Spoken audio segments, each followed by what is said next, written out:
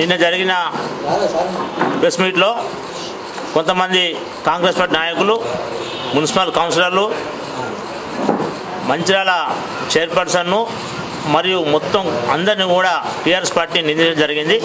దాన్ని మేము ఖండిస్తూ ఉన్నాం. ఎందుకంటే 1956 నుంచి ఈ 60 సంవత్సరాల మంచిర్యాల మున్సిపల్ ఏర్పడల కాంచెల్లి ప్రథమంగా ఆయన ఒక మహిళా చైర్మన్ పట్టుకొని అవినీతికి పాల్పడుతున్నా అనేది ఖండిస్తూ ఉన్నాం. ఇవాళ మీకు ఏమైనా నిరూపణ ఉంటే, మీ దగ్గర ఆధారాలు ఉంటే, నువ్వు మున్సిపల్ ఆఫీస్కు ప్రతి నెల మీటింగ్ వస్తున్నావు కాబట్టి నీకైనా ఆధారం ఉంటే మున్సిపల్ మీటింగ్లో మాట్లాడలే. కానీ ప్రెస్ దొరికిందని చెప్పి ప్రెస్ ముందర ఇష్టం వచ్చినట్టు మాట్లాడితే మంచిర్యాల మహిళలు కానీ మంచిర్యాల ప్రజలు కానీ క్షమించారు. అది జ్ఞాపకం ఉంచుకోవాలి. మొదటగా మేము ఒకటే కోరుతా ఉన్నాం, ఇవాళ హరితహారం విషయంలో ఏదైతే టీఆర్ఎస్ పార్టీ ప్రభుత్వం తీసుకున్న ప్రోగ్రామును ఇలా మంచిర్యాల పట్టణంలో కూడా చెట్లు పెట్టే కార్యక్రమం నిర్వహించడం జరిగింది. అందులో నీకు ఏజెండా ప్రతినిధులు వస్తుంది కాబట్టి 13,94,000 రూపాయలు చెట్లు పెట్టడానికి ట్రీ గార్డ్స్ కానీ ఇతర కార్యక్రమాలు పెట్టడం జరిగింది. అదేవిధంగా 7,94,000 రూపాయలు ఏదైతే ఉందో ఆనందభవన్ కాంచెల్లి గోదావరి టెంపుల్ వరకు, అదే ఐపీ కాంచెల్లి ఏసీసీ వరకు ఒక ఉమామహేశ్వర అనే కాంట్రాక్టర్కు నువ్వు కూడా అప్పుడు సభ్యునిగా ఉన్నావు.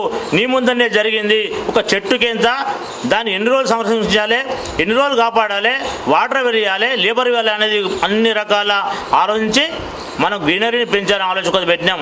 దాన్ని కూడా తప్పుపడతా ఉన్నావు. నీకు తెలిసిన విషయం అది, ఖచ్చితంగా నీకు తెలుసు. ఎందుకంటే నువ్వు మున్సిపాల్లో ఐబీలో ఉన్నావు కాబట్టి నీకు తెలిసిన విషయమే. ఈ ఉమేశ్వర అర్థానికి సంవత్సరం గిట్ట మెయింటైన్ చేసినట్టుంటే, ఒక చెట్టు గిట్ట వినట్టుంటే దాన్ని రిప్లేస్ బాధ్యత కూడా అతను తీసుకోవడం జరిగింది. ఆ చిన్న చెట్టుకు రేటు ఒక నిర్ణయించడం జరిగింది, పెద్ద చెట్టుకు వేరే రేటు నిర్ణయించడం జరిగింది.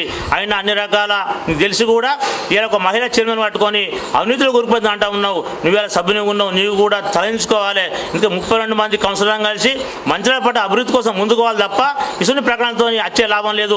మంచిర్యాల ప్రజలు ఇలా మేధావులు ప్రతి ఒక్కరు గ్రహిస్తూ ఉన్నారు. ఒక అవకాశం వచ్చింది, ఇలా కౌన్సిలర్గా కానీ, ఇలా చైర్పర్సన్ కానీ, ఇంకో హోదా ఉన్నా కానీ దాన్ని 10 మందికి లాభం చేకూర్చే విధంగా మనం ముందుకోవాలి తప్ప ఈ ప్రకటనతో వచ్చే లాభం లేదు.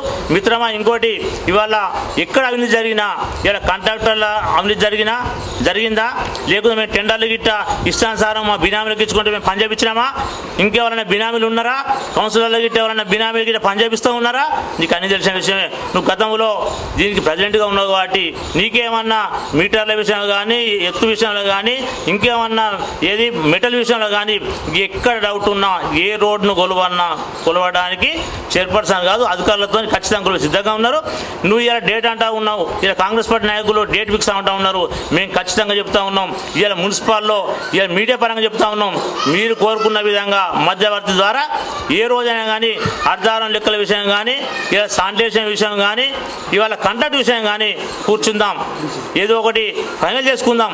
అంతే తప్ప ఇవాళ ఉన్న పరంగా ప్రతిపక్షంలో ఉన్నామని చెప్పి ఇష్టానుసారం మాట్లాడు కాదు.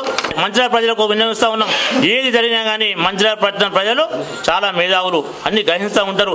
ఎందుకంటే ఇలా మున్సిపాల్ ఇవాళ ఉత్తమ మున్సిపల్ రావాలన్నా ఇవాళ ప్రతి నెల బిల్లు చెల్లించి అన్ని రకాల ముందున్నారు కాబట్టి ఇవాళ మంచిగా మున్సిపల్ ముందుకు పోతా ఉన్నది. మేము ఒకటే చెప్తా ఉన్నాం, గతంలో జరిగింది మంచిగా చేసినారు, మాకు అవకాశం వచ్చింది, మేము మంచిగా చేస్తాం, వచ్చే వాళ్ళు కూడా మంచిగా చేయాలని ఒక ఆలోచన ఉన్నది తప్ప ఇలా స్వార్థ రాజకీయం కోసం ఇష్టానుసారం మాట్లాడి చైర్పర్సన్ కానీ, కమిటీని కానీ, టీఆర్ఎస్ పార్టీని కానీ, ప్రభుత్వాన్ని విమర్శిస్తే ఊకుండేది లేదు. ఎందుకంటే నీకు అవగాహన ఉండి కూడా నువ్వు పొరపాటు చేస్తున్నావు. మిత్రమా, ఇక్కడి నుంచి అయినా కానీ ఏదైనా నీకు డౌట్ ఉంటే నువ్వు మున్సిపల్ పరంగా ఎవరి మీటింగ్ వస్తూ ఉన్నావు, ఏజెంట్ పంపుతూ ఉన్నారు.